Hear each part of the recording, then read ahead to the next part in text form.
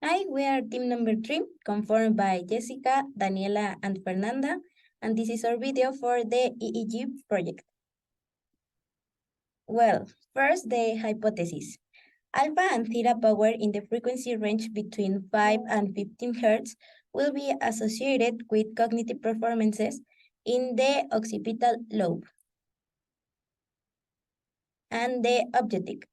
This is to design and implement a neuroergonomic system that allows to identify and quantify slow cortical activity in the electroencephalogram during baseline conditions in adults that are cognitively healthy and to correlate this activity with their cognitive performances. First, we are going to tell how the electrical positions were. They were F5, F3, F4, F6, F zeta, O1, O zeta, and O2 positions. The ground was placed in the AF zeta positions, while the reference was placed in the left ear lobe. Our electrodes were F5, O1, and O2. So this means that we record with 8 channels. Then, well, here is an image to say how the electrons were. And here it's the front and the left and the right. Then, in the methods where electroencephalography data was taken by battling conditions with a healthy female adult, which age was between 50 to 65 years old. Also, we need to mention that she was cognitive healthy. That was a really important condition. Here, we were putting the help in the electrodes, and also we were putting the ground. The timeline. This was how we do our trial. First, we initiate recording that cation. Then we indicate the volunteer to keep her eyes open. Then the screen was red, and after 2 to 5 seconds, the screen gets green, and that when the subject needs to press the button. Then there was a rest time that was of 5 seconds until the screen gets green again. When we need that the subject press the button so we can see how was her reaction time. And we stop EEG adhesion when 10 trials have elapsed, and this was repeated 3 times. Our range of time was of minus 0.6 to 0.6, and our frequency was 15, 21, and 30. Here we can see how she pressed the button while the screen is in green. Well, now for our acquisition results, it can be seen in the following graph where the signal obtained from the subject is shown. To process the data obtained, several analyses were made. Among them is the making of frequency graphics in the time domain, correlation, and regression tree. For this, the occupied variables should be known, which were independent and dependent variables. The independent ones were the channels that they were F5, O1, and O2, and also the frequency that we already know that they are 15, 21, and 30 Hertz. And the dependent ones were the results of the pebble test performed by the subject.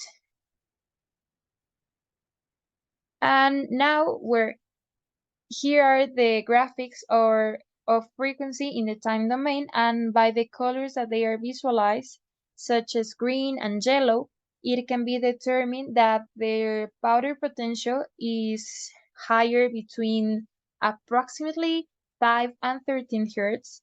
So we can say that the brain waves that she has are theta and alpha. And this refers that the subject was at rest with nothing affecting her except the computer.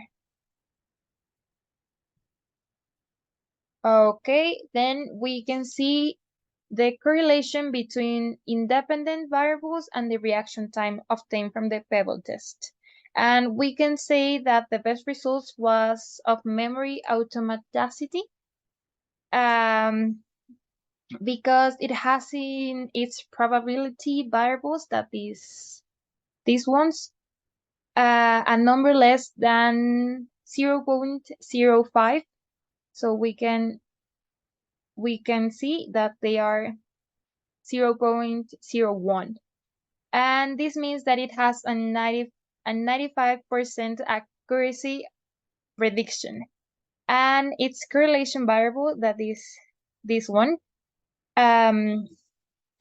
it's negative. So it means that it's inverse. And what is this? This means that the higher of the reaction time, the lesser the cognitive response. And finally, the regression trees were made. These were made with the same variables, and we also obtained the absolute error to compare it and thus get like a percentage of it. So we can obtain that the best regression tree was for go no go, that is this one. That's because the error was only 1.59%. And in conclusion, based on the hypothesis and information provided, it appears that slow cortical activity in EEG channels F5, O1, and O2 during signal acquisition with the designer activity are related to cognitive performances in the triple test and response time in adults between 50 and 65 years. Specifically, individuals with higher levels of slow cortical activity are expected to have lower cognitive performances and longer response times in the Pebble test compared to those with lower levels of slow cortical activity. It is suggested that caution be taken when applying gel during the signal acquisition process to reduce noise and between the electrode and the scope and achieve better results. The best method to process the data was the regression tree. That because it has the lower error in contrast to the nonlinear method. As our team focused on channels F5, O1, and O2 that encompass the frontal and occipital lobes, we investigate further about the relationship with cognitive actions, and according to an article in the journal Neuropsychology, Development and Cognition, it was found that the volume and activity of gray matter in the occipital lobe was related to performance in visual tasks, while the volume and activity of gray matter in the frontal lobe was related to performance in tasks requiring planning and decision making. Brain activity in these areas was related to different aspects of cognitive function, such as working memory and sustaining attention. Therefore, these findings suggest that the volume and activity of gray matter in different areas of the brain is related to cognitive function in other adults, an area that could be demonstrated thanks to the correlation analysis of brain activity with the tests that we perform.